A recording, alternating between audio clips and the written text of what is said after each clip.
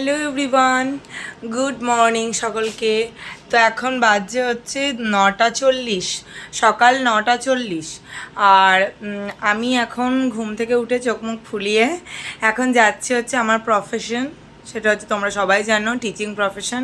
তো আমি এখন যাচ্ছি টিউশন পড়াতে এবং তারপরে সারাদিন আমরা আজকে কি করি, আজকে স্যাটারডে উইকেন্ড। তো তোমরা দেখতে থাকো মিনি ব্লগে আমার। চলো টাটা।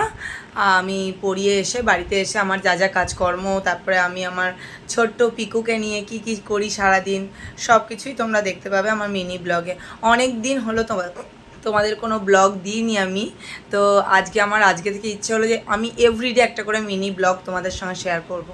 চলো টাটা, এখন আমি যাই আমার স্টুডেন্টের কাছে। আমি চলে এসেছি আমার ছোট্ট রিকশোনার কাছে। আমি রিকশোনাকে খুব ভালোবাসি। রিক কিন্তু মুখও দেখাবে না। তো আমাদের এটা হচ্ছে আমার প্রফেশনের জায়গা, আমার ভালো লাগার জায়গা, আমার সত্যিই ভালো লাগার জায়গা। জানি না অনেকের হয়তো চাকরি বাকরি সব কিছুই, মানে অনেকের অনেক কিছু ভালো লাগে, কিন্তু হতেই পারে, সেটা স্বাভাবিক কথা, হতেই পারে।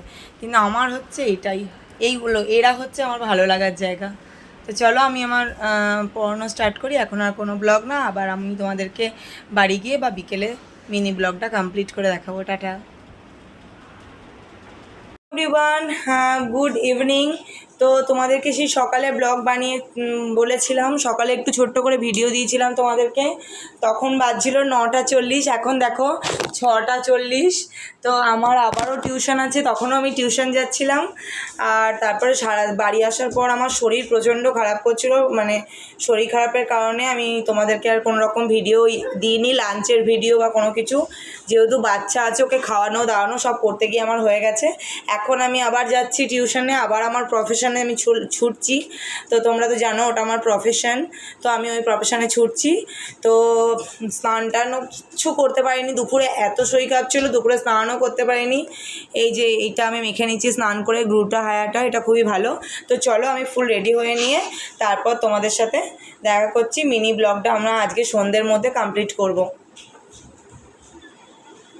ওটার পরে আমাকে একটুখানি এটা দিতে হয়, স্পিঞ্জেরই বডি যেটা গরমে প্রত্যেকটা মানুষের দরকার, এটা আমাকে লাগাতেই হয়।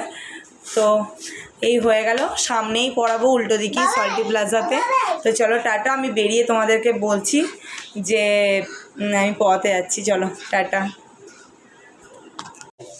তোমার সন্ধে দেওয়া কমপ্লিট হয়ে গেছে।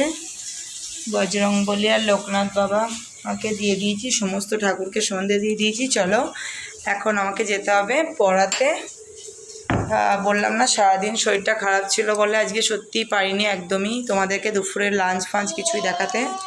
একটা জিনিস তোমাদেরকে দেখিয়ে আমি পড়াতে চলে যাচ্ছি। এই জিনিসটা, এই গিফটটা হচ্ছে গিয়ে আমার দিদি করেছে আমাকে।